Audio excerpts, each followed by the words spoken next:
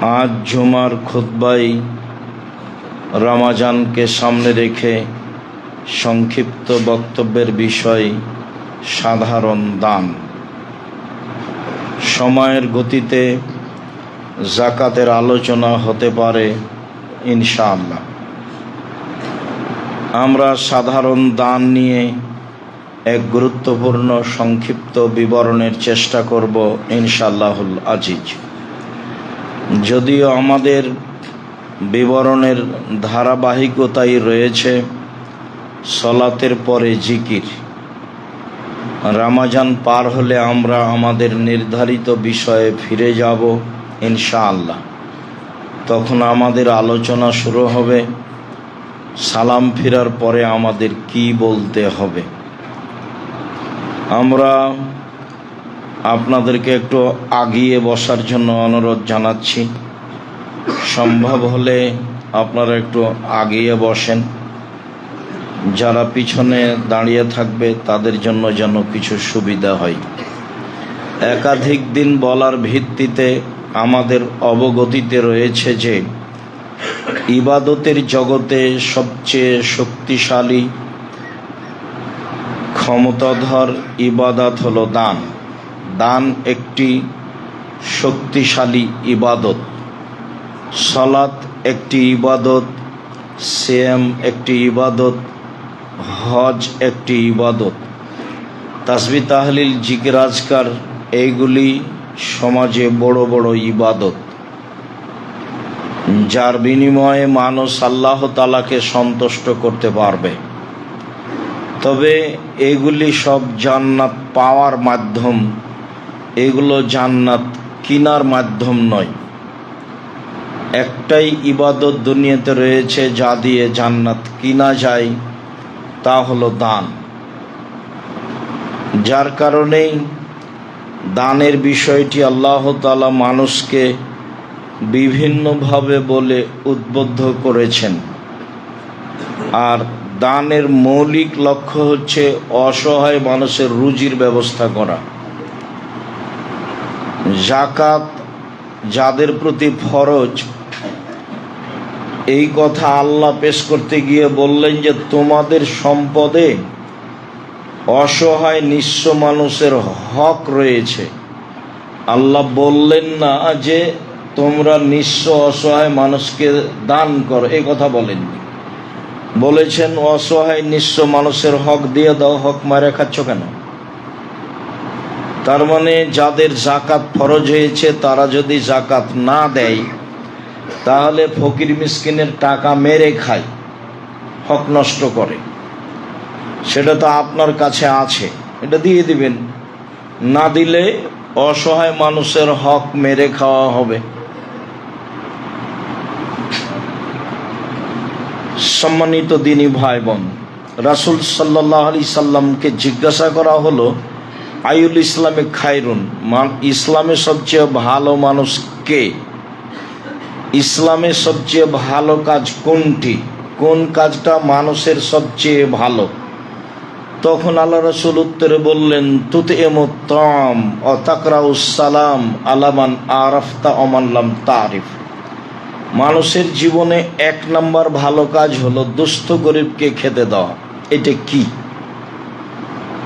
মানে অসহায় মানুষের রুজির বিষয়টি আল্লাহ এবং আল্লাহ রাসূল শক্তভাবে দেখেছেন যে মানুষের জীবনে সবচেয়ে ভালো কাজ কি।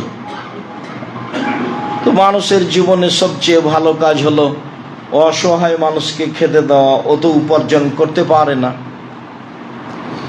যখন আল্লাহর নবী বললেন জান্নাতে খুব দামি ঘর আছে, তো কে পাবে? বলে যার চাল চলন ভালো সে পাবে, আর যারা অসহায় মানুষকে খেতে দিতে পারে সে পাবে। এটা তো এক দিক। আর এক দিক হলো যত জরিমানা আছে সব ফকির মিসকিনকে হিসাব করে। রমজান মাসে রোজা থাকলাম, এই রোজাকে পবিত্র করতে হবে, তার জন্য ফিতরা দিতে হবে। তো এটা কে খাবে? ফকির মিসকিন। মানুষের সম্পদের যাকাত দিতে হবে, এটা কে খাবে? ফকির মিসকিন, অসহায় মানুষ, এতিম গরবা। রামাজান মাসে সিয়াম পালন করতে পারছে না, তো বলছে তাহলে জরিমানা দিয়ে দিবে। আমাদের দেশে ওটা ভুল হয়ে আছে কি, যে আমার পরিবর্তে আর একজন আমার রোজা সিয়াম করে দিবে। জি না, আমার পরিবর্তে আর একজনকে সিয়াম করে দিতে হবে না, আমাকে জরিমানা দিতে হবে। একদিন সমান 100 কেজি, একদিন সমান 100 কেজি, একদিন সমান 100 কেজি। তো দিব কাকে? ফকির যে চেয়ে বেড়ায় তাকে, মিসকিন যে চাইতেও পারে না, সংসারে চলে না, তার সাথে আমাদের বাড়ির পাশে থাকার কারণে গন্ডগোলও আছে, সবসময় আমাদের বদনাম করে। আপনি ঢাকায় আছেন, আপনার বাড়িতে গ্রামে দোকানপাটে কে বদনাম করে? আপনার আশেপাশে যারা অসহায় মানুষ তারাই করে, তারাই মিসকিন। এটা পৃথিবীর স্বাভাবিক গতি। রমজান মাসে যদি স্ত্রী মিলন ঘটে যায় তাহলে জরিমানা 60 জন মিসকিনকে 100 কেজি করে চাউল দিতে হবে, স্ত্রীকে লাগবে না, ওর উপরে জরিমানা নেই। জরিমানা সব আমার আপনার উপরে। তো 60 জন মিসকিনকে 100 কেজি চাউল দিতে হবে। কাকে দিতে হবে? অসহায় মানুষকে। হজ করতে গেছে, এহরাম বাঁধেনি, ঢুকে গেছে, বলে কাফারা জরিমানা দাও, একটা দম দিয়ে দাও। বলে যে এটা ভুল হবে তারই একটা জরিমানা দাও। যত জরিমানা আছে সব কাকে? অসহায় ফকির মিসকিনকে সব জরিমানা। মানে কার? তাহলে হিসাব করলেন আল্লাহ এবং আল্লাহ রাসূল? অসহায় পুরুষ নারীর। এটা হলে ইসলামী নিয়ম নীতি, যার কারণে অসহায় মানুষের পাশে দাঁড়াতে পারে কে? তো যখন আল্লাহ রসুল বললেন দিন মজুর, তখন বললেন যে ওরই তো সংসার চলে না, তাড়াতাড়ি টাকাটা দিয়ে দাও, দিয়ে দাও, দিয়ে দাও। গায়ের ঘাম শুকানোর আগেই দিন মজুরকে তার টাকা দিয়ে দাও। তো তার কাউকে দিতে পারবে না। তারপরে আসলো চাকরি, তখন আল্লাহ রসুল বলেন এই সাবধান, যেটা বেতন নির্ধারিত আছে সেটাই নিবা, একটুকু 19-20 করো না, নইলে এটা আত্মসাৎ। কোনো কৌশলে কোনো টাকা উপার্জন করা যাবে না, চাকরিজীবী মানুষ করতে পারবে না, সব বন্ধ। এটাও সতর্ক। তো টাকা তো 25 দিন যাবে, 5 দিন ধার কর্য। তারপরে জমি চাষ, জমি চাষের হাল নাঙ্গল চাষের জিনিস দেখে আল্লাহ রাসূল বলেন ইয়ে কি, এতে মানুষের অন্তর শক্ত হয়ে যায়, মানুষ ভীরু হয়ে যায়, পছন্দ করলেন না, তবে জায়েজ। এবার ব্যবসা, তখন আল্লাহ রসুল বলছেন সত্যবাদী বিশ্বস্ত ব্যবসায়ীরা নবীদের সাথে থাকবেন জান্নাতে। এইটা কি উপার্জন? তো সবই এটা একটা উপার্জন। সত্যবাদী বিশ্বস্ত ব্যবসায়ীরা নবীদের সাথে জান্নাতে থাকবেন। ইব্রাহিম আলাইহিস সালামের সাক্ষাৎ হয়ে যাবে, কত বড় মানুষ। ইসমাইল, ইসুফ, সুলাইমান, দাউদের সাথে সাক্ষাৎ হয়ে যাবে। মোহাম্মদ সাল্লাল্লাহু আলাইহি সাল্লামের সাথে সাক্ষাৎ হয়ে যাবে। সাহাবী রাসূলের সাথে থাকতে চেয়েছিল, পারলেন না, বলছেন না এটা করা হবে না, আমার সাথে থাকতে হলে আমাকে সাহায্য করতে। বলে আপনাকে আর কি সাহায্য করব, তাহাজ্জুদ পড়ো। এত ভালো অবস্থায় রাসূলের সাথে থাকা যায় না, আর এবার বলছে যে নবীদের সাথে থাকা যাবে, সিদ্দিক সোহদা। কেন এইটা? আবার বলছেন যে ব্যবসা করলে মিথ্যা কথা আসে, কসম আসে, এটা স্বাভাবিক গতি। তো দান করো, তাহলে মিটে যাবে। এই পথটাকে সব দিক দিয়ে খুলে দিলেন কেন? এই দিয়ে অসহায় মানুষের পাশে মানুষ দাঁড়াতে পারবে। মানুষ তো টাকা দিয়ে সরকারকে উঠায় আর বসায়, মানুষ টাকা দিয়ে সব সমস্যাকে দূর করে দুনিয়াবি। মানুষ সে তো বুঝতে চায় না টাকা কোথায় খরচ করতে হবে, এটা মানুষের বুঝের ভুল। বলছিলাম ইবাদতের জগতে সবচেয়ে শক্তিশালী ক্ষমতাধর ইবাদত হলো দান। আল্লাহ তাআলা বলেন আল্লাযীনা ইনফিকুনা আমওয়ালাহুম বিল-লাইলি ওয়ান-নাহার, যারা তাদের টাকা পয়সা দিনে রাতে দান করে। রাতে দান করা হবে না এই কথা হলো শিরক। এটা হিন্দুদের দেশ, এটা ভারত, বাংলাদেশ, পাকিস্তান। এক সময় হিন্দু বসবাস করত, সব আকীদা একটার পর একটা মানুষের উপরে হিন্দুদের ছেয়ে আছে। তারপরে সকালে ঘুম থেকে উঠে দোকান খুলে বাকি দেওয়া যাবে না, ওটাও শিরক। সকালেই বাকি দিবেন আপনারা, এই যারা বাকি নেবেন সকালে আসে, একবারে দোকান খুলে প্রথমে বাকি চালু করব। যদি আপনি বাকি দেন, আর আপনি যদি মনে করেন বাকির নামে ফাঁকি, তো দিয়েন না, সেটা আপনার ব্যাপার। তবে সকালে ঘুম থেকে এটা দোকান খুললেই বাকি দেওয়া যাবে না, এটা শিরক। সম্মানিত দিনী ভাই বোন, রাসূল সাল্লাল্লাহু আলাইহি সাল্লাম বলছেন তোমরা দিন রাত দান করো। আবার পরের বাক্যে বলছেন সিররা ওয়ালা নিয়ে, গোপনে দান করো প্রকাশ্যে দান করো। গোপনের দানের অনেক ফল তা আমরা জানি, সময়ের গতিতে আজকেও জানবো ইনশাআল্লাহ।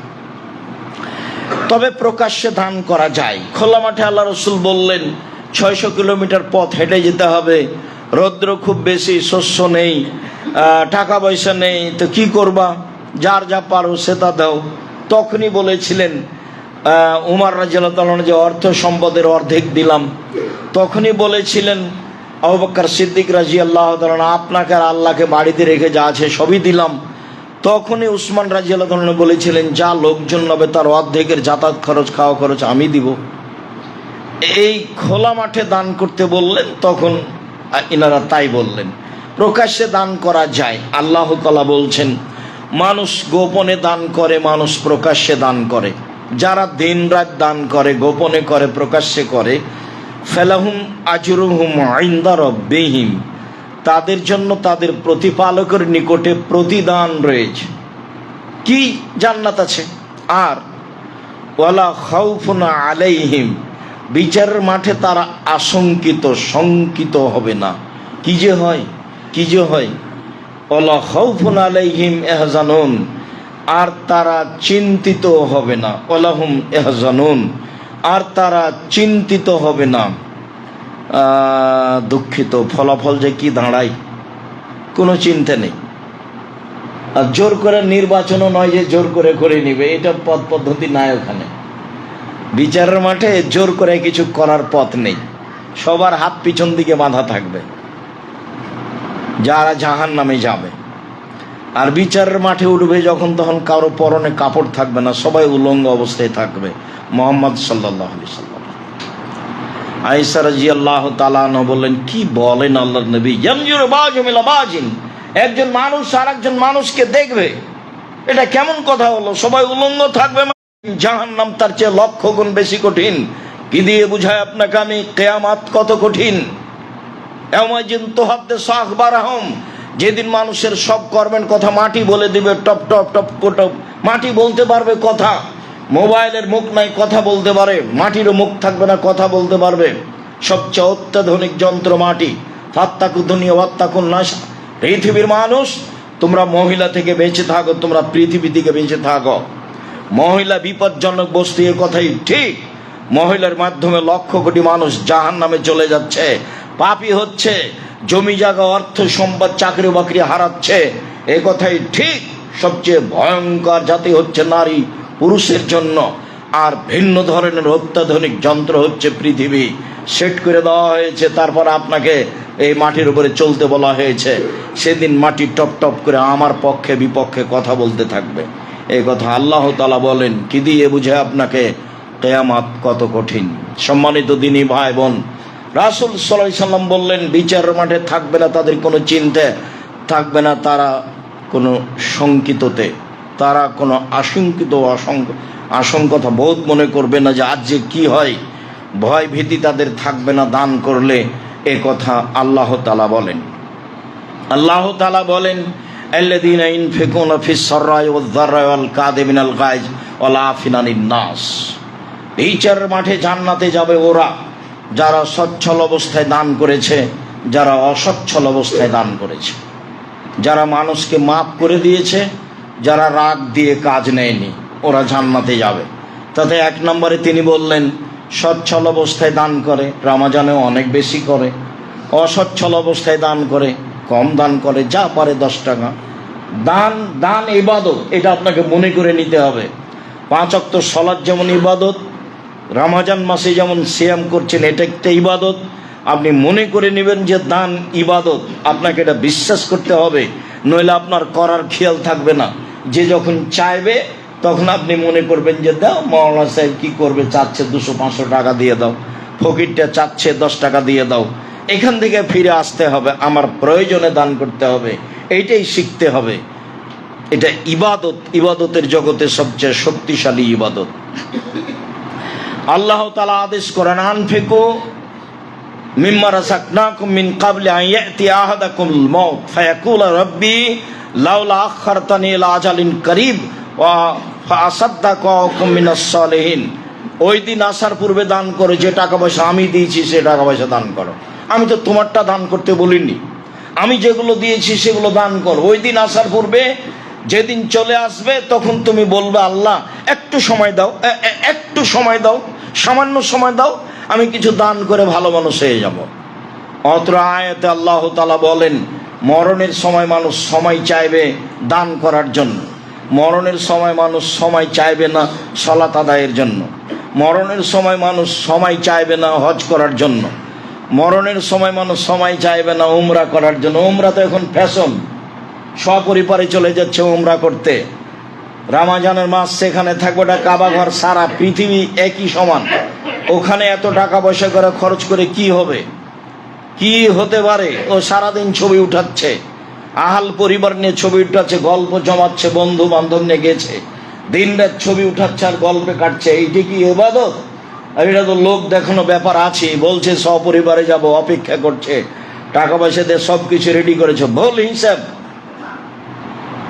প্রতি মাসে যদি 2-3 বার করে উমরা করেন, এর পরেও দান করলে যে ফল হবে উমরা করে সে ফল হবে না। উমরা যদি কবুল হয় তাহলে আপনার ব্যক্তিগত নেকি, আর কবুল যদি না হয় তাহলে আমও গেল, ছালাও গেল, কাঁদতে কাঁদতে 2 চোখও গেল। যা অবস্থা তাতে হওয়ার কথা নয়। বউ আছে ফ্যাশন ধরে, আপনি আছেন সাথে, ছেলে মেয়েও আছে, গল্প গুজব আছে, ছবিও আছে, দিন রাত বউকে ধরে ছবি উঠাচ্ছে তপ করার সময়। ধর্ম পাগল হয়ে গেছে যে আপনারা দিন রাত দেখতে চাচ্ছেন, দেখতে পাচ্ছেন। আমার চেয়ে সবাই ভালো জানেন, আমি শুনে বলছি আর আপনি দিন রাত দেখে বলছেন যে আপনার সাথী চলে গেছে, আপনি যাওয়ার অপেক্ষা করছেন। দেখেন তাদের অবস্থা। মানুষে তো বিবেচনা করবে, পশু প্রাণী বিবেচনা করবে নাকি? পশু প্রাণী তো বিবেচনা করবে না। বলছিলাম, মরণ যখন মানুষের চলে আসে, সবাই, আমি আপনি সবাই, মরণের সময় মানুষের একটা দাবি থাকবে আল্লাহর কাছে, একটু সময় দাও, একটু, আমি দান করে ভালো মানুষ হবো। এই কথা আল্লাহ তাআলা বলেন। ওই সময়তে কেউ বলবে না যে আমি রোজা করে ভালো মানুষ হবো, আমি হজ করে ভালো মানুষ হবো, আমি উমরা করে ভালো মানুষ হবো, আমি মানুষের সাথে ভালো চাল চলন দেখে ভালো মানুষ হবো। এরকম দাবি থাকবে না। দান করে ভালো মানুষ হবো, দান করে ভালো মানুষ হওয়া যায়। তোমরা দান করো, সেদিন আসার পূর্বে যেদিন তোমরা এ কথা বলবে, অথচ বলে কোনো লাভ নেই, এক মুহূর্ত আমি কমবেশ করব না, যার যেভাবে আদেশ দেওয়া আছে সেভাবেই পালন হবে। এক থাপ্পড় দিয়েও মুসা আলাইহিস সালাম রেহাই পাননি, এক পর্যায়ে যেতেই হয়েছে দুনিয়াতে। সবার সময় আসলে চলে যেতে হবে, এ কথাই ঠিক। যতক্ষণ পর্যন্ত শ্বাস বন্ধ হয়নি ততক্ষণ পর্যন্ত ভুল ধরা পড়েনি। আল্লাহ তাআলা বলেন, ইয়ামহাকুল্লাহুর রিবা ওয়া ইউরবিস সাদাকাত, মানুষের সুদে টাকা কমিয়ে দেয়, দানে টাকা বেশি করে। আবু হুরায়রা রাদিয়াল্লাহু তাআলা আনহু বলেন, রাসূল সাল্লাল্লাহু আলাইহি সাল্লাম বলেছেন, ইবনা আদম আনফিক আলাইকা, আদমের ছেলে মেয়ে দান করো, আমি ওটা পূর্ণ করে দেব। আল্লাহ বলছেন দান করলে টাকা বেশি হয় আর সুদ খেলে টাকা কমে যায়। একাধিক দিন বলেছি, সুদের শেষ পরিণতি নিঃস্ব, আজ হোক আর কাল হোক, যারা সুদ খায় তাদেরকে ভিক্ষুক হতে হবে, হতেই হবে। একদিন না একদিন সেটা ফিরে আসবে। কেননা আল্লাহ তাআলা বলছেন যে কোনো মূল্যে সুদ থেকে বিরত থাকার চেষ্টা করতে হবে। লোন নিয়ে কোটি টাকা লোন নিয়ে ব্যবসা করার হিসাব করিয়েন না। যারা বড় ব্যবসায়ী তারা ব্যাংকের টাকা নিজের টাকা মনে করে, কেন? ফেরত দেওয়া লাগে না। একদিনে একদিন এই সেই বাস গেছে, 8 টাকা দেওয়া লাগে না। জানা যাই হবে না, কোনো হুজুর দেখে কাজ হবে না। বড় হুজুর, মেজ হুজুর, সেজে হুজুর, বিচারের মাঠ কোনো হুজুর দেখা হবে না। বড় বড় নেতা যারা, তাদের পিছন দিকে হাত বাঁধা থাকবে। ইন্দিরা গান্ধীর হাত পিছন দিকে বাঁধা থাকবে, ফেরাউনের হাত পিছন দিকে বাঁধা থাকবে, তার নাম কিয়ামতের মাঠ। আদ সামুদের হাত পিছন দিকে বাঁধা থাকবে, তার নাম কিয়ামতের মাঠ। কবর যত কঠিন, কিয়ামত তার চেয়ে অনেক বেশি কঠিন। কিয়ামত যত কঠিন, জাহান্নাম তার চেয়ে অনেক অনেক অনেক বেশি কঠিন। সম্মানিত দিনী ভাই বোন, আনাস রাদিয়াল্লাহু তাআলা আনহু বলেন, রাসূল সাল্লাল্লাহু আলাইহি সাল্লাম বলেছেন, ইন তাবজুলিল ফাজলা খায়রুন লাক ওয়া ইন তুমসিকুহু শাররুন লাক, টাকা পয়সা হিসাব করে দান করো, অতিরিক্ত যা আছে দান করো, ওকে জমা করে রাখিও না, জমা করে রাখলে ফলাফল ভালো হবে না। উমামা বাহিলি রাদিয়াল্লাহু তাআলা আনহু বলেন, রাসূল সাল্লাল্লাহু আলাইহি ওয়াসাল্লাম বললেন, তাসাদ্দাকু মিন কাবলা ইয়াতি আহাদাকুম, ওই দিন আসার পূর্বে দান করো যেদিন তোমাদের উপরে সময় চলে আসবে, এমসি রাজুল বেসাদাকাতেই, মানুষ তার টাকা নিয়ে ঘুরবে, কোথায় দান করবে জায়গা পাবে না।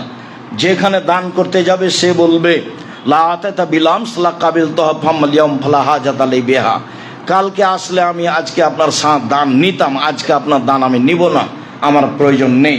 হ্যাঁ, এটা আসবে, যদিও আমাদের এখানে দেখা যাচ্ছে না, তবুও কোনো কোনো দেশে এখন টাকা নেওয়ার মানুষ নাই। এরকম সারা পৃথিবী জুড়ে হয়ে যাবে। সেই দিন আসার পূর্বে দান করো, যেদিন যাকে দিতে যাবা সেই নিবে না। এখনো যদি মানুষ হক পথে দান করে, মানে যে দানে কাজে লাগবে, তাহলে এদেশে মানুষ খুঁজে পাবে না। আপনি তো যেখানে দান করছেন সেখানে শিরক হয়, তাহলে সেটা আপনি শিরকের সহযোগিতা করলেন। যেখানে দান করলেন সেখানে বিদাত হয়, সেখানে মিলাদুন নবী হয়, সেখানে সল্লে লাগায়, সেখানে আরো কত কি। কোরআন মাজিদ পড়ে নেকি কবরে বক্সে দেয়, অবাক কথা। কোরআন মাজিদ পড়ে মানুষ কবরে নেকি বক্সে দিতে পারে? এটা হলো, বলছে এই হুজুর আপনার কয়েকটা ছেলে নিয়ে এসে আমার আব্বার নামে একটু কোরআন মাজিদ পড়ে দেন। তো ওরা 1 ঘন্টা যাবৎ এদিক ওদিক মাথা ঝুঁকিয়েছে, তে বলেছে আমাদের হয়ে গেছে 1 পারা। এবার বাড়ি কোরআন মাজিদ বাড়ি যাওয়ার সময় বলছে তুই কতটুকু পড়েছি? বলে আমি 1 পৃষ্ঠা। তুই কতটুকু পড়ে? আমি 1টুকু পড়িনি, শুধু মাথা ঝোঁকাচ্ছিলাম। আর আল্লাহর রাস্তে আপনার শুধু ফালাকার ইখলাস মুখস্থ আছে, নাস আর হুজুরের বাকারা আলে ইমরান আছে, তাছাড়া আপনার মধ্যে আর হুজুরের মধ্যে কোনো পার্থক্য নাই। হিফজখানায় শিক্ষা প্রতিষ্ঠান নয়, হিফজখানা শিক্ষা প্রতিষ্ঠান নয়। হিফজখানা আনুষঙ্গিক প্রতিষ্ঠান হতে পারে, যেখানে কোরআন হাদিস শিক্ষা দেওয়ার মাধ্যম আছে সেখানে হিফজ থাকতে পারে। হিফজ মানুষের বিদ্যার সহযোগিতা করতে পারে। হিফজ মূলত কোনো বিদ্যা নয়, ও তো কিছু জানে না। নইলে ও কথা বলে আর না হলে চলে যায় যে কবরে বক্সিয়ে দিয়ে। কবরে বক্সিয়ে দিয়ে কার পৈতৃক সম্পত্তি নাকি যে কবরে বক্সিয়ে দিবেন? মানুষ মরার পরে 2টা পথ, মুখে বলেন আল্লাহ আমার বাপকে ক্ষমা করো, আর 10 টাকা দান করেন, বাস এই 2টা পথ। এই 2টা পথ ছাড়া তৃতীয় কোনো পথই নেই। আপনি এখনই তল্লাশি চালিয়ে দান করেন, আপনার ভাই বোনকে তল্লাশি চালিয়ে দান করতে বলেন। শিরক মুক্ত জায়গায় দান করতে হবে, বিদআত মুক্ত জায়গায় দান করতে হবে, তাহলে দেখবেন জায়গা খুঁজে পাওয়া কঠিন আছে। টাকা থাকলেই দান করতে হবে তা নয়। যদিচ ভারত, বাংলাদেশ, পাকিস্তানে, বাংলাদেশে 95 জন মানুষই মাযহাব মেনে চলে, 5 জন মানুষ মাযহাব মেনে চলে না। তো যারা মাযহাব মেনে চলে তাদের দানের অধিকাংশই ভুল পথে আছে, তারা ধরতে পারে না।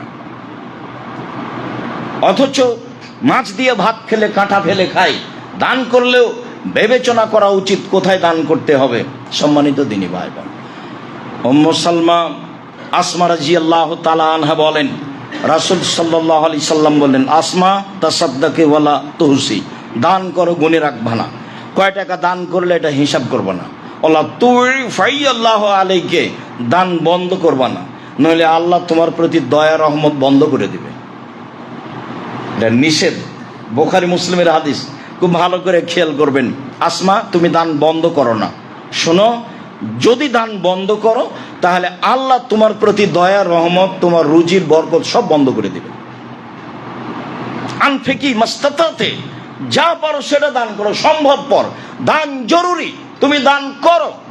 দান জরুরি, তুমি দান করো, সম্ভবপর দান করো। আবু যার গেফারি রাদিয়াল্লাহু তাআলা আনহু বলেন, রাসূল সাল্লাল্লাহু আলাইহি সাল্লাম বললেন, সুবহানাল্লাহ বললে দানের নেকি হয়, আলহামদুলিল্লাহ বললে দানের নেকি হয়, আল্লাহু আকবার বললে দানের নেকি হয়, লা ইলাহা ইল্লাল্লাহ বললে দানের নেকি হয়, ভালো কাজের আদেশ করলে দানের নেকি হয়, মন্দ কাজের নিষেধ করলে দানের নেকি হয়, স্ত্রী মিলনেও দানের নেকি হয়। সাহাবীগণ তখন বললেন, কেমন হলো কথা, যে মানুষ তো স্ত্রী মিলনে যায় প্রবৃত্তিকে ঠেকানোর জন্য, সেটা দান হতে নেকি হতে পারে কি করে? তখন রাসূল সাল্লাল্লাহু আলাইহি ওয়াসাল্লাম, দেখো মিলন যদি ভুল পথে হতো তাহলে পাপ হতো কি না? সাহাবীগণ বললেন, তা তো অবশ্যই, মিলন ভুল পথে হলে পাপ তো হতোই। মিলন যদি ভুল পথে হলে পাপ হয়, তাহলে ঠিক পথে হলে নেকি হবে। পথগুলি রাসূল সাল্লাল্লাহু আলাইহি ওয়াসাল্লাম দানের উল্লেখ করলেন। আবু মুসা আশআরী রাদিয়াল্লাহু তাআলা আনহু বলেন, রাসূল সাল্লাল্লাহু আলাইহি সাল্লাম বললেন, কুল্লু মুসলিম সাদাকা, সবাকে দান করতে হবে। এই বাক্য সাহাবীদের উপরে কঠিন হয়ে গেল। তিনি বললেন সবকে দান করতে হবে। অবাক, সবাই কিভাবে দান করবে? তখন সাহাবীগণ বললেন, ফাইলাম ইয়াস্তাতে, সবাই যদি দান করতে পারে না তাহলে কি করবে? সবাই কি দান করতে পারবে? দান করলে তো টাকা থাকা লাগবে। তখন আল্লাহ রাসূল বললেন, শোনো, ফালইয়ামাল বিয়াদাইহি, ও মানুষের বাড়িতে কাজ করবে। ফায়ানফা নাফসাহু ইয়াতাসাদ্দাক, নিজে উপকৃত হবে দিন মজুরি করে এবং মানুষকে দান করবে। তাহলে দিন মজুরকে দান করতে হবে, ভ্যান চালককে দান করতে হবে, রিক্সা চালককে দান করতে হবে, যে যেভাবে পয়সা ইনকাম করছে তাকে দান করতে হবে। এটা আদেশ, যদিও ফরজ বিধান নয়, কিন্তু এটা আদেশ, সবাইকে দান করতে হবে। তো সাহাবী বললেন, এটা কেমন কথা হলো? টাকা না থাকলে কি দান করবে? ওই মানুষের বাড়িতে কাজ করবে, কাজ করে দান করবে। হাদিস তো বুখারী মুসলিম, আমি আর আপনি এখন বিবেচনা করি। এরপরে সাহাবীগণ থামলেন না, বললেন, ফাইলাম ইয়াস্তাতে, যদি মানুষের বাড়িতে কাজ করতে না পারে? তখন আল্লাহ রাসূল বলছেন, ফায়ুনদাল হাজাতিল মালহুফ, অসহায় মানুষকে সহযোগিতা করবে। তখন সাহাবীগণ বলেন, ফাইলাম ইয়াস্তাতে, এটাও যদি না পারে? তখন আল্লাহ রাসূল বলছেন, ফায়ুমসিক নাফসাহু আনিশ শাররি ফাইনাহু লা সাদকা, তাহলে নিজেকে পাপ থেকে ঠেকিয়ে রাখবে, এটাই হবে দান। সবাইকে দান করতে বললেন। সাহাবীগণ বললেন, যদি না পারে? বলে মানুষের বাড়িতে কাজ করতে হবে। সেটা যদি না পারে, অসহায় মানুষের সহযোগিতা করতে হবে। ভ্যান একটা ঠেকেছিল, ঠেলে দিলেন। বলে এটাও যদি না পারে? বলে পাপ থেকে নিজেকে ঠেকাবে। পাপ থেকে ঠেকানো খুব কঠিন। হাট বাজার তো নারী দিয়ে ভর্তি। তো এখন বাড়িতে থাকেন, বলে ইনকাম করবে কে? নিরুপায় হয়ে করেন। নারীতে হাট বাজার তো ভর্তি করেছেন আপনি আর আপনার ভাই, ধর্মের নাম দিয়ে। জাযাকুমুল্লাহ খায়র। আল্লাহ তুমি তৌফিক দান করো দানের। আল্লাহুম্মা সাল্লি আলাইহি আল্লাহুম্মা বারিক আলাইহি।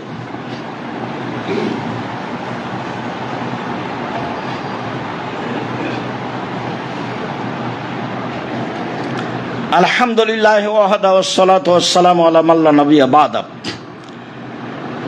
প্রত্যেকটা সমস্যাকে দূর করার মাধ্যম হলো দান। যে কোনো সমস্যা, যে কোনো বিপদ, যে কোনো বালা, কখনো কৃপণতার পথ অবলম্বন করবেন না। আল্লাহ রাসূল বলছেন, অত্তাকু সোহা ফাইন্না সোহা আলাকা মান কানা কাবলাকুম, পৃথিবীর মানুষ কৃপণতা থেকে বেঁচে থাকো। পৃথিবীর মানুষ কৃপণ হয় না, কৃপণতা পূর্বের মানুষকে ধ্বংস করেছে। রাসূল সাল্লাল্লাহু আলাইহি সাল্লাম দিন রাত বলতেন, আল্লাহুম্মা ইন্নী আউযু বিকা মিনাল জুবনি ওয়াল বুখলি ওয়া গালাবাতিদ দাইনি ওয়া কাহরির রিজাল। আল্লাহ তুমি আমাকে কৃপণতা থেকে বাঁচাও, আল্লাহ তুমি আমাকে কৃপণতা থেকে বাঁচাও, আল্লাহ তুমি আমাকে কৃপণতা থেকে বাঁচাও। কৃপণতা কি জিনিস? যাতে সকল সন্ধ্যার তাসবিতে বলতে হয়, দিন রাত আল্লাহ রাসূল বলতেন কৃপণতা কি জিনিস, যার থেকে দিন রাত মানুষকে বাঁচতে হয়। ভুলেও কোনোদিন কৃপণতার পথ অবলম্বন করবেন না।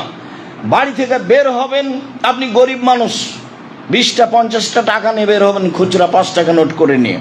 আপনি ধনী মানুষ, 50 টাকার নোট নিয়ে বের হবেন বা গোটা বান্ডিল নিয়ে সারাদিন দিতে থাকবেন। আপনি 5 টাকার নোট নেবেন সাথে, মানুষ আসছে সামনে দিবেন। কোনো সময় যেন অন্তর কৃপণ না হয়, ভুল হিসাব।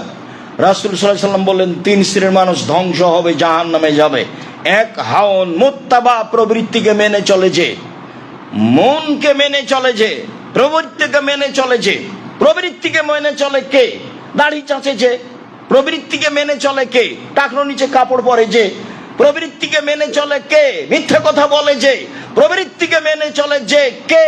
সুদ খায় সে, যে সুদ খায়, যে ঘুষ দেয়, সে মানুষের সাথে মারামারি করে, দলের নামে অন্যায় করে বেড়ায়, অবিচার করে বেড়ায়, আর একজনের বদনাম করে বেড়ায়, মন মতে চলে, সেও জাহান্নামে চলে গেছে।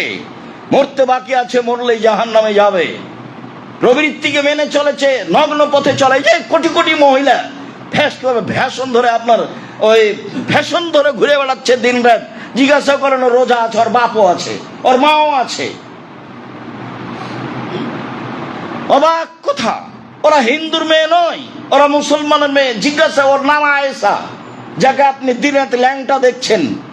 আমি না হয় অস্বীকার করেছি তার বাপ নেই, কিন্তু আসলেই কি তার বাপ নেই?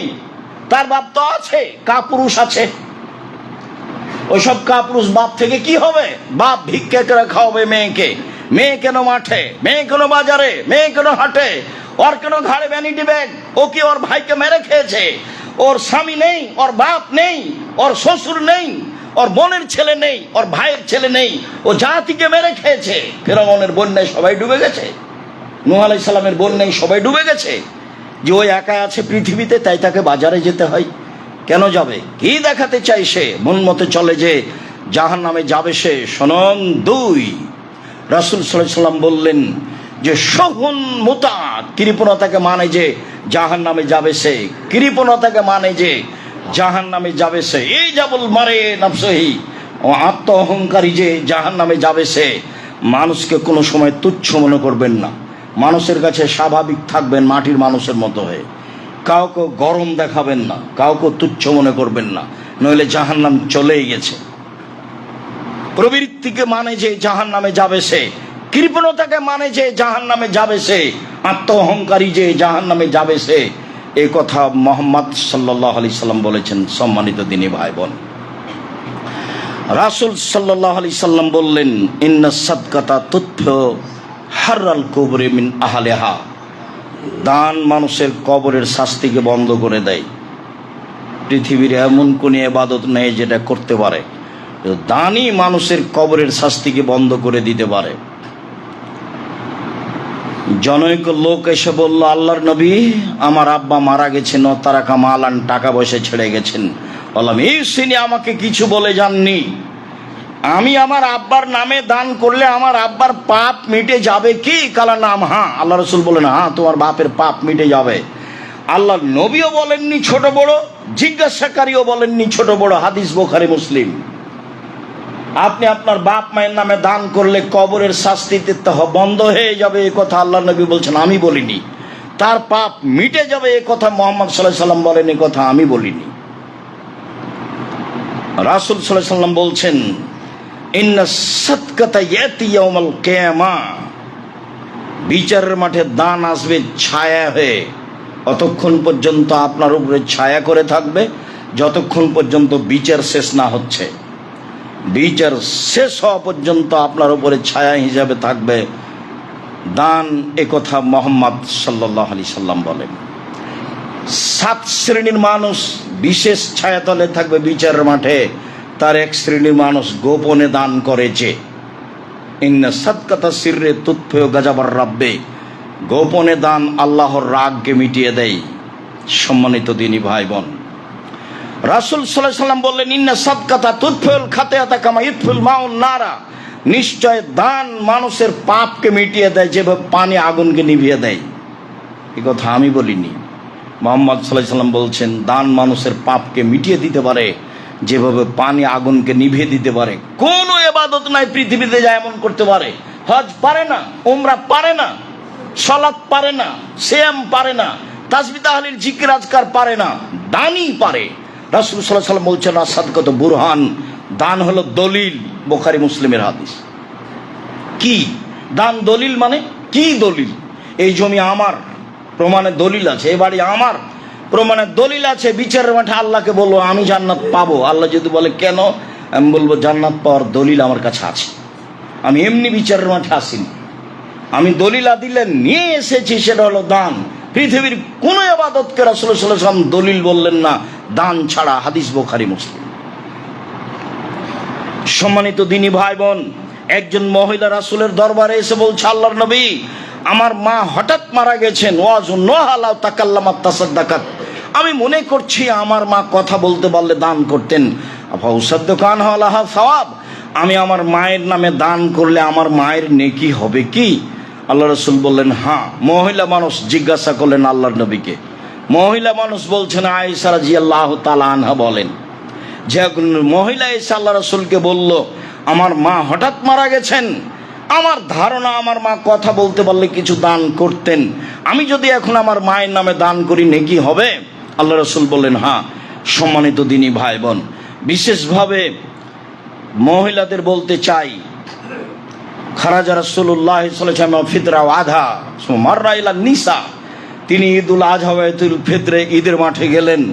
সালাত শেষে তিনি মহিলাদের কাছে গেলেন, মহিলাদের কাছে গিয়ে বলছেন, ইয়া মাশারান নিসায়ে তাসাদ্দাকনা ফাইন্নী উরিতুকুন্না আকসারা আলিন নারে, মহিলারা শোনো, দান করো, তোমাদের অধিকাংশ দেখি তোমরা জাহান্নামী, জাহান্নাম থেকে বাঁচতে হলে দান করো। বুখারী মুসলিমের হাদিস। দান করে তোমরা জাহান্নাম থেকে বাঁচো। জাহান্নাম বলতে নারী আর নারী, জাহান্নাম বলতে শুধু নারীকেই বুঝায়, হাদিস বুখারী মুসলিম। জাহান্নাম বলতে নারী আর নারী। মদিনার মহিলারা মুখের উপরে কথা বলতে পারতেন। মদিনার মহিলারা বললেন, কেন জাহান্নাম বলতে নারী, নারী কেন হবে? তখন আল্লাহ রাসূল বললেন, তুকসিরনা লানা তাকফুরনা লাশিরা, তোমরা অভিশাপ করো বেশি আর স্বামীকে মানো না, স্বামীকে মেনে চলো না। কিছু করার নেই, সারা পৃথিবীর দিনই মুসলিম বোন, কিছু করার নাই। শরীয়ত এভাবেই, স্বামীকে মেনেই চলতে হবে, এ কথাই ঠিক। তিতা লাগলেও মিঠা লাগলেও স্বামীকে মেনেই চলতে হবে, এ কথাই ঠিক। মনে হচ্ছে জুলুম হচ্ছে, এরপরেও মনে হচ্ছে তার মুখখান খুবই খারাপ, কথা বললে আমাকে গালি দেয়, আমার মাকে গালি দেয়, আমার বাপকে গালি দেয়, এরপরেও আমি আপনার বিপক্ষে যাইনি, আপনার পক্ষেই বলছি, স্বামীকে মেনে নিতে হবে, এ কথাই ঠিক। এ কথা আমি বলিনি, এ কথা মুহাম্মদ সাল্লাল্লাহু আলাইহি ওয়াসাল্লাম বলছেন। শেষ পথ, যদি স্বামীকে মেনে না চলা যায়, খোলা তালাক করে নেন। আল্লাহ পথ রেখে দিয়েছেন, খোলা তালাক করে নেন। কাজীর কাছে গিয়ে বলবেন, আমার স্বামীর সংসার আমি করব না। একজন মহিলা এসে বলছে স্বামীর সংসার করব না। তখন আল্লাহ রাসূল বলছেন, তাহলে যা মোহর নিয়েছো বাগান ফেরত দাও। তখন মহিলা বলছে, বাগান তো ফেরত দিব, আরো টাকা লাগলেও দিব। বুখারী মুসলিমের হাদিস। বাগান তো ফেরত দিব।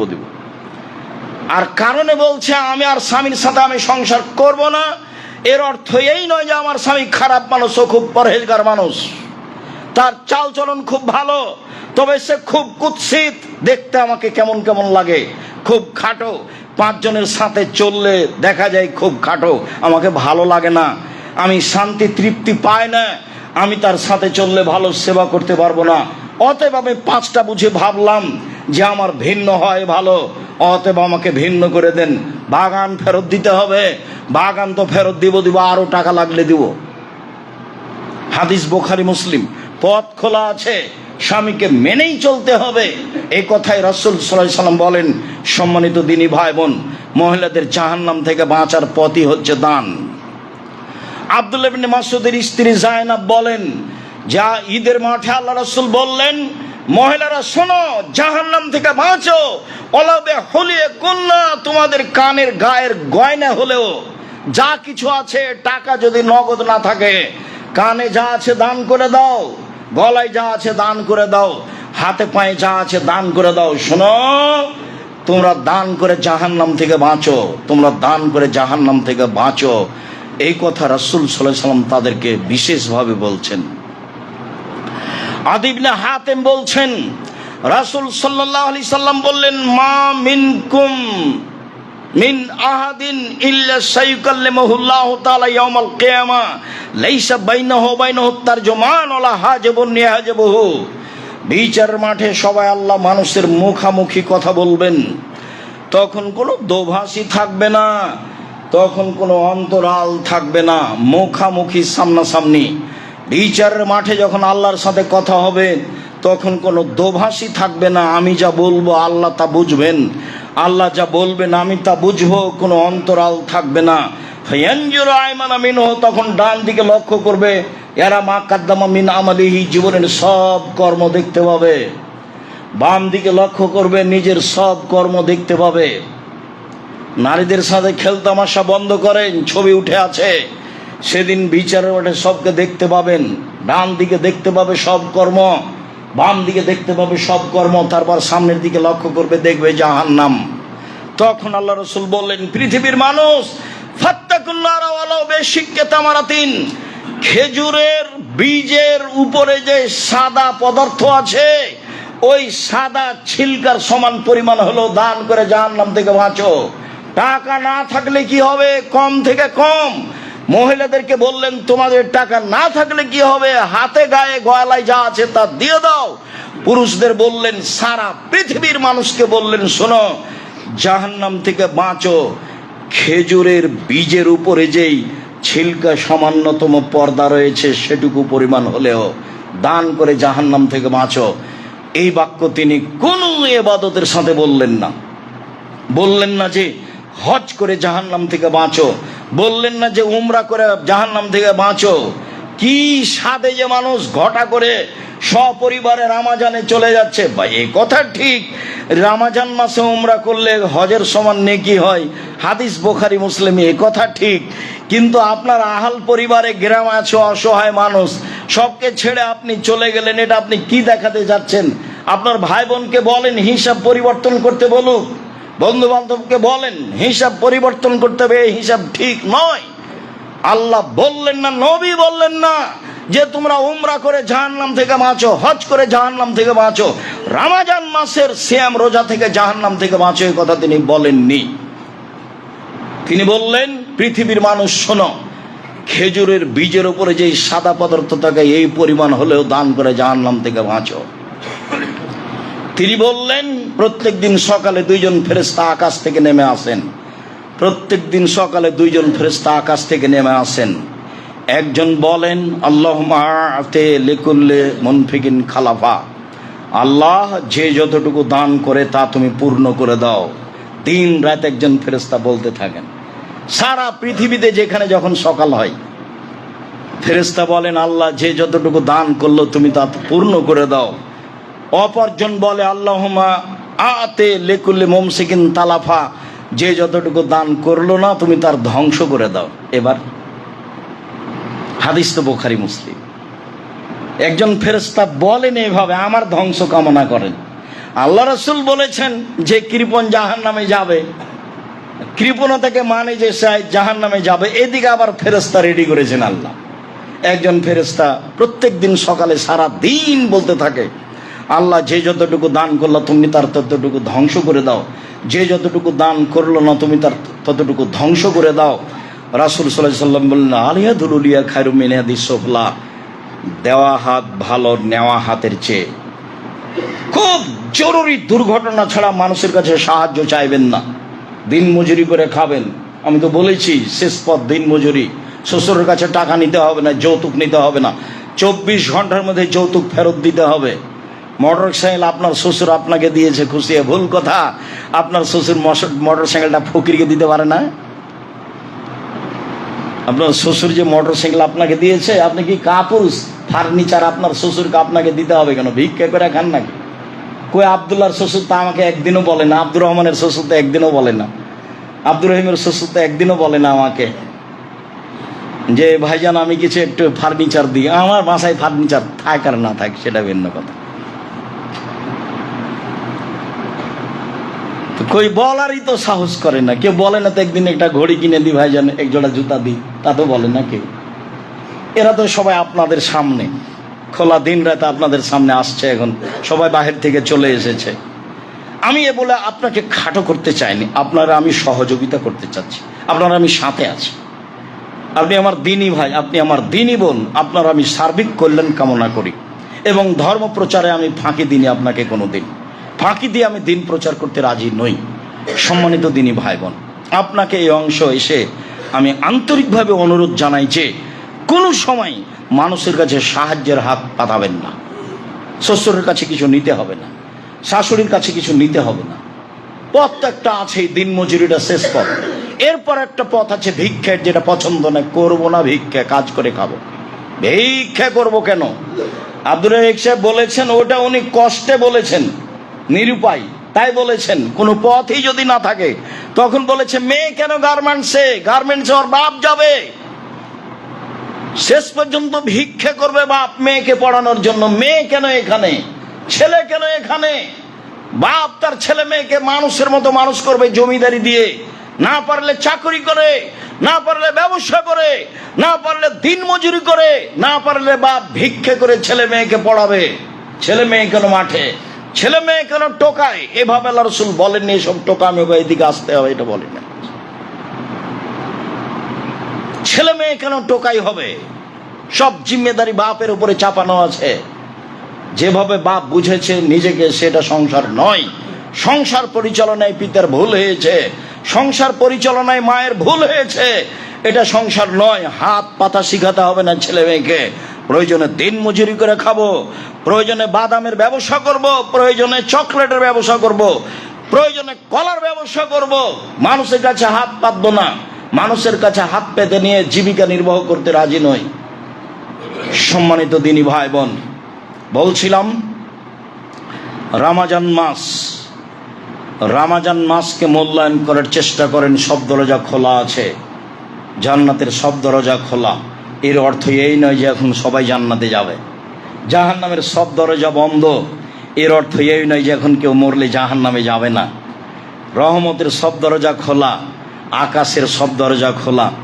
এ দিয়ে আল্লাহ রমজান মাসকে সম্মান করতে চেয়েছেন। পৃথিবীর মানুষ, তোমরা রমজান মাসকে সম্মান করো, মূল্যায়ন করো। মূল্যায়ন করার জন্য আমি আপনাকে পরামর্শ দিয়েছি, এক, কম খেতে হবে। এটা প্রথম পরামর্শ, কম সাহারি, কম ইফতার। দ্বিতীয় পরামর্শ হলো প্রয়োজন কম করতে হবে, জুতা স্যান্ডেল কম কিনতে হবে। 90 সাল থেকে আমি সংসার করে আসছি, এ যাবৎ আমি কোনোদিন ঈদকে লক্ষ্য করে কাপড় চোপড় কিনিনি, জুতা স্যান্ডেল কিনিনি। আমি তো নিজের জন্য ভাবি না, আমি তো দেউলিয়া মানুষ। আমার রাস্তাঘাটও যা, বাড়িঘরও তাই। বাড়িঘর 6 মাস গাড়িতে আছি, 6 মাস বাড়িতে আছি। নিজেকে নিয়ে 1 মিনিটের জন্য ভাবা প্রয়োজন মনে করিনি। প্রয়োজন কম করেন, প্রয়োজন বেশি করলে টাকা লাগবে বেশি, তখন কাজে নামতে হবে বেশি। তারপরে তাসবিহ তাহলিল জিকির আজকার করেন। আমার মতো ভবঘোরা হবেন না, কোথায় আছি কোথায় নাই দিন রাত। বাড়িতে স্থির বসেন, তাসবিহ তাহলিল জিকির আজকার করেন, কোরআন তেলাওয়াত করেন। যে কোনো মূল্যে একে মূল্যায়ন করতেই হবে। আল্লাহ রসুল বলেছেন, রমজান পার হয়ে গেছে, পাপ মোচন করতে পারেনি, দুর্ভাগ্য ব্যক্তি সে। রমজান পার হয়ে গেল, পাপ মুছে নিতে পারলো না, দুর্ভাগ্য ব্যক্তি সে। আমি পরামর্শ দিচ্ছি আপনাকে মাত্র যে এই করেন, সুন্দর করে তারাবি পড়ার চেষ্টা করেন। জামাতে পড়েন, নলে একাই পড়েন। একাই পড়া সবচেয়ে ভালো, নিজের মতো পড়তে পারবেন। আর নিজের মতো পড়তে গিয়ে কিছুই করতে পারলেন না, তো জামাতে পড়েন। আমি আপনাকে নিজের মতো পড়তে বলেছি এই জন্য যে নিজের মতো পড়লে শান্তি পাবেন। আপনার মতো আপনি কেরাত করতেই থাকবেন, 100 বার বলেন সূরা ইখলাস, তারপরে রুকুতে যান।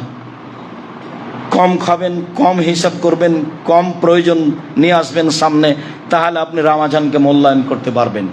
দান খায়রাত করেন, দান খায়রাতের একটা বড় সময়।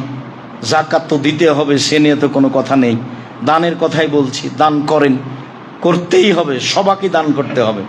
দান করেন, অসহায় মানুষকে দান করেন। ফকির যে দিন রাত রাস্তাঘাটে ভিক্ষা চাচ্ছে, হাত পাতে যে, সে হলো ফকির।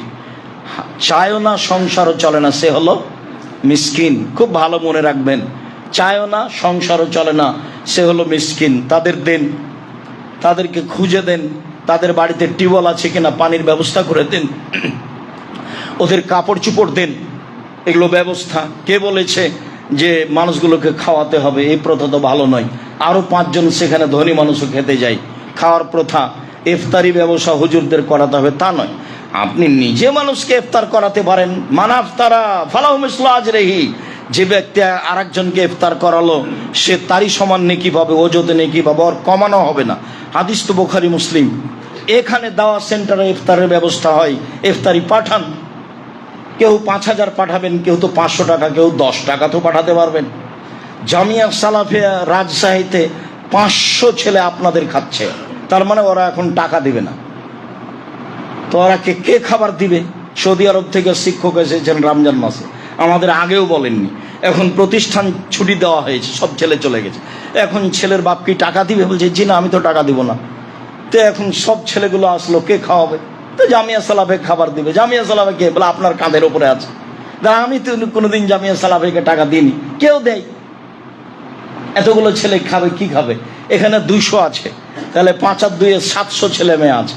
আপনি কোথায় টাকা পয়সা দেন, বা আপনার বন্ধু বান্ধব বা আপনার আত্মীয় স্বজন কোথায় দেয় তা আমি জানি না। জামিয়া সালাফে 519 জন এতিম অসহায় আছে, দান তো এখানে করবেন, যাকাত তো এখানে দিবেন। আর আপনাকে আমি দিন রাত বলছি, শিরক মুক্ত প্রতিষ্ঠান জামিয়া সালাফিয়া, বিদাত মুক্ত প্রতিষ্ঠান জামিয়া সালাফিয়া, দল মুক্ত প্রতিষ্ঠান জামিয়া সালাফিয়া। দল মুক্ত প্রতিষ্ঠান নির্বাচনের আগের দিন আমাকে বলছে ছুটি হবে না, তো জি না, এই হিসাব আমার মাথায় নেই। নির্বাচনে ভোট দিবে মানুষ, ব্যক্তিগত ব্যাপার, যার যেটা সেটা দিবে, কিন্তু ওকে নিয়ে এখানে কোনো কথা নেই। নিয়ে জামিয়া সালাফে কোনো কথা নেই। আমি কোনোদিন এইসব ভাবি না, দেখি কতদিন টিকতে পারি, আল্লাহ কতদিন এভাবে রাখে। সম্মানিত দিনী ভাই বোন, শুনুন, শিরক মুক্ত জায়গা খুঁজেন। জামিয়া সালাফে হতে হবে তা নয়, দুনিয়াতে আরো থাকতে পারে। বিদাত মুক্ত প্রতিষ্ঠান খুঁজেন যেখানে আছে, দল মুক্ত খুঁজেন, সংগঠন মুক্ত খুঁজেন, হিংসা মুক্ত খুঁজেন। একমাত্র আল্লাহকে সন্তুষ্ট করার জন্য যারা কোরআন হাদিস শিখে সেই জায়গা খুঁজে বের করেন, সেখানে জাকাত দিয়ে আসেন, সেখানে বন্ধু বান্ধবকে জাকাত দিতে বলেন, সেখানে আত্মীয় স্বজন খালা ফুফুকে জাকাত দিতে বলেন, সেখানে নিজে দেন, সবচেয়ে ভালো হবে। আমি আব্দুর রাজ্জাক বিন স্বপ্নর পাশে থেকে আপনার কাছে থেকে আমি পরামর্শ দিচ্ছি এবং আমি বলছি এটাই চূড়ান্ত হক, এটাই চূড়ান্ত সঠিক। আবারও বলছি, আমার বুঝে জামিয়া সালাফে শিরক হয় না, বিদাত হয় না, দল হয় না, সংগঠন হয় না, হিংসা চলে না। দেশের সবচেয়ে বড় প্রতিষ্ঠান যেখানে অনেক এতিম ও সহায়, সেখানে আপনি সহযোগিতা করবেন, আপনার বোন করবে, আপনার ভাই করবে, আপনার আত্মীয় স্বজন করবে, সবাই করবে, এটা আমার ঐকান্তিক কামনা। আপনি গ্রামের অসহায় মানুষকে দেখেন, ফকির মিসকিনকে দেখেন, জামিয়া সালাফিয়াকে ভালোবাসার প্রাণপণে চেষ্টা রেখে মুখে বলেন আল্লাহ তুমি জামিয়া সালাফে কবুল করো। আমি তো দিন রাত বলছি আল্লাহ তুমি জামিয়া সালাফে কবুল করো। এ দিয়ে তোমাকে মানুষ চিনবে, তোমাকে মানুষ জানবে। আল্লাহ তুমি জামিয়া সালাফে কবুল করো, তোমাকে মানুষ চিনবে, তোমাকে মানুষ জানবে। আমি তোমার দরবারে বড় আশা করে বসে আছি। জামিয়া সালাফিয়া তোমাকে সন্তুষ্ট করার জন্য খুলেছি, আমার কোনো নিজস্ব উদ্দেশ্য নেই। আমি বুঝি, আমি জানছি এ দিয়ে তোমাকে মানুষ চিনবে, তোমাকে মানুষ মানবে। আমি এই জিম্মেদারি নিনি, আমার উপরে তুমি চাপিয়ে দিয়েছ। আমি এই জিম্মেদারি নিনি, তুমি আমার উপরে এই জিম্মেদারি চাপিয়ে দিয়েছ। তুমি এই ব্যবস্থা করো কিভাবে চলবে, সেটা তুমি ভালো জানো। কে সহযোগিতা করলে এটা ভালো চলবে তুমি ভালো জানো। আমি কোনোদিন সরকারি অনুদান চাইনি, আমি কোনোদিন বৈদেশিক অনুদান চাইনি, আমি কোনোদিন কোনো সংস্থার কাছে দাবি জানাইনি। জামিয়া সালাফের রশিদ বহি বাহিরে ব্যবহার হয় না। শিক্ষক জানে না কিভাবে জামিয়া সালাফে চলে, ছাত্র জানে না কিভাবে জামিয়া সালাফে চলে, নেব্রাস ইসলামিক রিসার্চ ফাউন্ডেশনের সদস্যরা জানে না কিভাবে জামিয়া সালাফে চলে। আমি একক মানুষ, মানুষের কাছে বলে থাকি জামিয়া সালাফের কথা। তোমার সন্তুষ্টির দাবিতে বলছি, আমার দিনী ভাই বোন যারা জামিয়া সালাফেকে মূল্যায়ন করে, তুমি তাদের রুজিতে বরকত দান করো, তুমি তাদের ব্যবসায় বরকত দান করো, তুমি তাদের ব্যবসায় নিরাপত্তা দাও, তুমি তাদের রুজিতে বরকত দাও। তাদের যারা চলে গেছে তুমি তাদের কবরের শাস্তি মাফ করো, তাদের যারা আত্মীয় স্বজন অসুস্থ আছে তুমি তাদের সেবা দান করো। আমরা যারা বেঁচে আছি, তাদের আত্মীয় স্বজন যারা বেঁচে আছে, তুমি তাদেরকে হেফাজতে রাখো, তুমি তাদের নিরাপদে রাখো, তারাকে যথাযথভাবে রমজান মাসকে মূল্যায়ন করার তৌফিক দান করো। সম্মানিত দিনী ভাই বোন, খুতবার শেষে এসে আবারও বলছি, আত্মীয় স্বজন নিয়ে আপনি রমজান মাসকে মূল্যায়ন করুন। শেষ রমজান পর্যন্ত আর কয়েকটা জুমা আছে, আত্মীয় স্বজন সহ এখানে আসার চেষ্টা করবেন, জামিয়া সালাফেকে মূল্যায়ন করবেন। আর যাওয়ার সময় সবাই যেসব বই পুস্তকগুলো বের হয়েছে সেগুলো নিজে নিয়ে যাবেন, আর একটা লোককে দিয়ে দিবেন, ভাই বোনকে। তারা হয়তোবা এসব মসজিদে আসে না বা তারা সঠিক কথা মানতে চায় না, পড়ে যদি কিছু বুঝে। আর নিয়মিত এনটিভিতে মক্তব চলে, সেটা তো জানেন, জামিয়া সালাফের অধীনে 700 মক্তব চলে এখন, 700। তাহলে দেশের দিন প্রচারের সবচেয়ে বড় মাধ্যম জামিয়া সালাফিয়া। এই হিসেবে আপনাকে আমি আন্তরিকভাবে অনুরোধ জানাচ্ছি, আপনি আমার দিনী ভাই, আপনার অর্থ সম্পদ আল্লাহ কবুল করুক, আল্লাহুম্মা আমিন। আল্লাহ তুমি আমাদের কবুল কর, আল্লাহুম্মা আমিন।